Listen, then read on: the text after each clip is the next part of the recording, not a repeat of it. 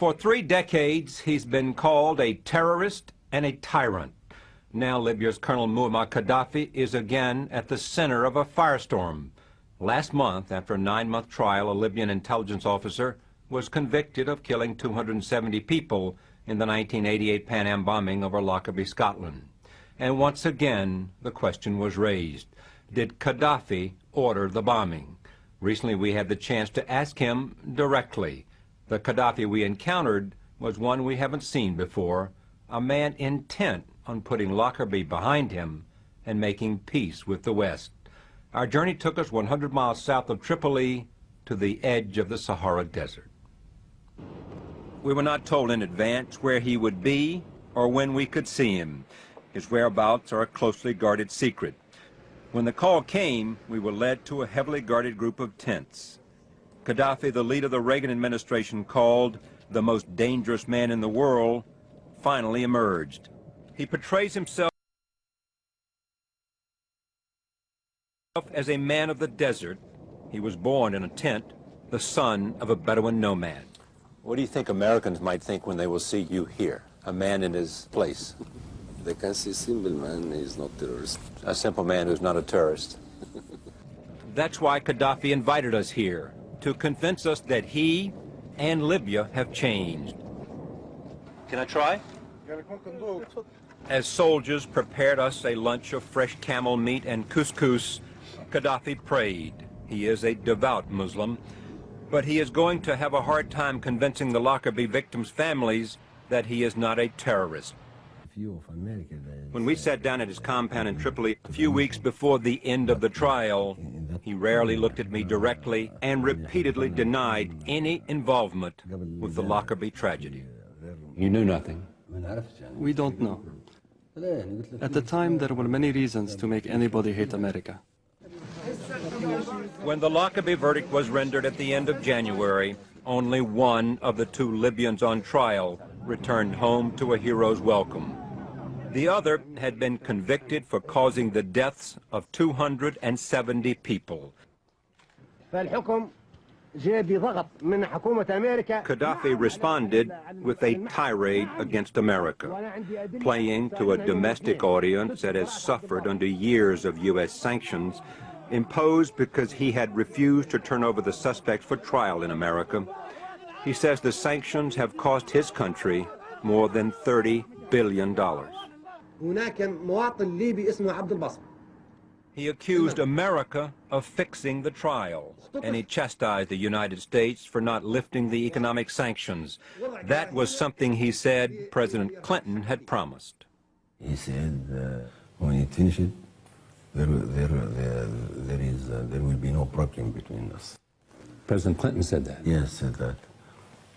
To finish this trial of Lockerbie. And after that, there is no problem between us. But Gaddafi's problems are far from over. Gaddafi is a coward. He is a rogue leader, and Libya is a rogue nation. After the conviction, a group of the Lockerbie victims' families sued Gaddafi in civil court, demanding $10 billion. And President Bush showed no immediate intention of removing the sanctions. I want to assure the families and victims the United States government will continue to pressure Libya to accept responsibility for this act and to compensate the families.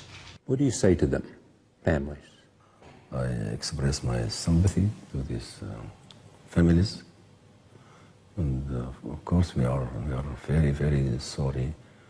Gaddafi told us he would never take responsibility for the bombing, but he would consider compensating the families. Whether he is held personally responsible for Lockerbie or not, he did make a surprising admission that terrorist acts in the past were financed with Libyan oil money. The freedom fighters everywhere in the world whom we support, they are free to use the arms from Libya or the money from Libya or our support. They may kill innocent people. It is not our responsibility. It is their responsibility. That is as close as Gaddafi has come to admitting that at one time he backed groups that have killed innocent people. America must understand we are free to do as we like in our country. But America wants us to interfere in everywhere, in everything. America wants to give orders to others to obey America. It is impossible.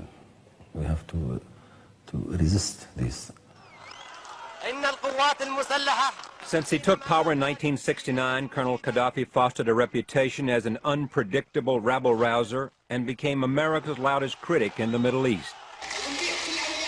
Tensions with the United States came to a head in 1986 when Gaddafi was blamed for bombing this West Berlin disco. 2 American servicemen were killed. This mad dog of the Middle East has a goal of a world revolution. Muslim. Although no link to Gaddafi or Libya was ever proven, President Ronald Reagan ordered U.S. warplanes to launch laser-guided smart bombs on Libya. It marked the first time the U.S. attacked another country to discourage terrorism. Did you think you would die that night? Of course. Of course. 32 aircraft concentrated on bombing my house. 2 of his sons were wounded, and it was reported that his 15-month-old adopted daughter was killed. Gaddafi was not physically hurt, but the attack affected him dramatically, according to Milton Virist, an author who has followed Gaddafi for years. He talks about his daughter who was killed in one of those bombings. My judgment, seeing him talk about her, is that he was profoundly wounded by this event, and he has not recovered from it. Wounded in what way? I mean, personally, psychologically, he remembers this child. And he still seems bitter. It embodies the injustice and the cruelty of a man who is a tyrant. To kill a baby when she's asleep. Is this courage? Is this Christianity? Is this defense of freedom? This is America. In that time, anyhow. Is there any connection between those bombs that came that night and those bombs that exploded that plane over Lockerbie, Scotland? As I stated, we had nothing to do with it. He said that before a Scottish court found the Libyan intelligence officer guilty. Nevertheless, Gaddafi insists things have changed. While Libya remains on the list of countries that sponsor terrorism, the State Department says Gaddafi has not been implicated in terrorist activity for several years. He has shut down all the Palestinian training camps in Libya and kicked out the notorious Abu Nidal terrorist organization.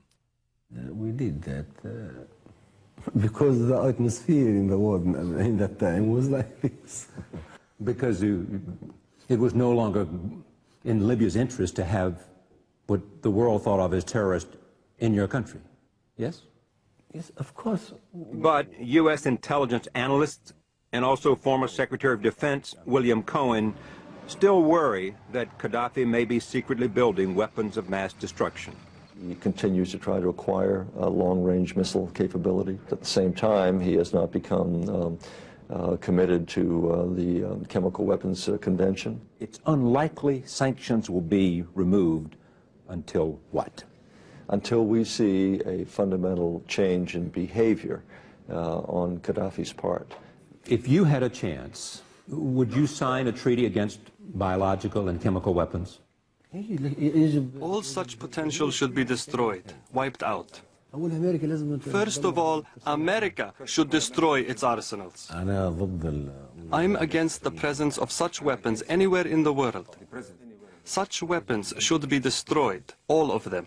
Do you have any?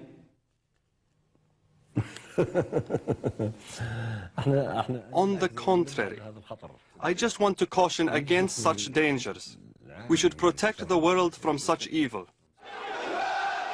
For several years, Gaddafi has been doing everything he can to change his image, from flamboyant provocateur to mature statesman, trying to lead his country out of economic sanctions and into a new era of global business.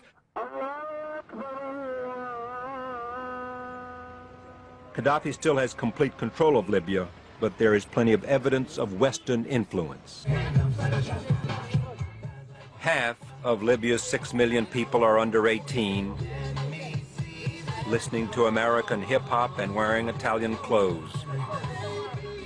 Rules of censorship have been eased, Internet cafes are sprouting in every neighborhood, and satellite dishes beam news and the latest American movies into just about every home.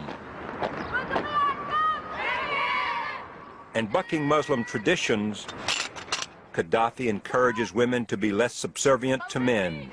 He founded the first female military school in Tripoli, and more women than men graduate from Libyan universities. And on the international stage, Gaddafi wants to play peacemaker. When war broke out in Uganda, the Congo, Ethiopia, and Eritrea, Gaddafi negotiated ceasefires, part of his long-held dream of creating a unified continent called the United States of Africa. And he seems to have a new attitude about Israel as well. The man who once wore white gloves to avoid touching anyone who had shaken hands with Israelis now says he sympathizes with the Jewish people and their struggle. The Jewish have been oppressed during their history. They have been dispersed all over the world. As a matter of fact, as a people, they have been persecuted greatly. As a revolutionary man, I must support the oppressed people. What surprises me is that he is speaking rationally about Israel at all, because up until very recently, at the snap of a finger, he would go off in an anti-Israeli tirade. I can't imagine that he is prepared to change his mind about Israel, but if he is, I'd be delighted. I'm a little skeptical of that one. Your father? Muammar Gaddafi turns 60 next year, and maybe he's mellowing. He does seem committed to bringing Libya out of 3 decades of isolation. But in the wake of the Lockerbie decision, that goal will be much harder to achieve. Meantime, he will continue trying to reshape his image. Last time we saw him, the lion of the desert was sniffing roses.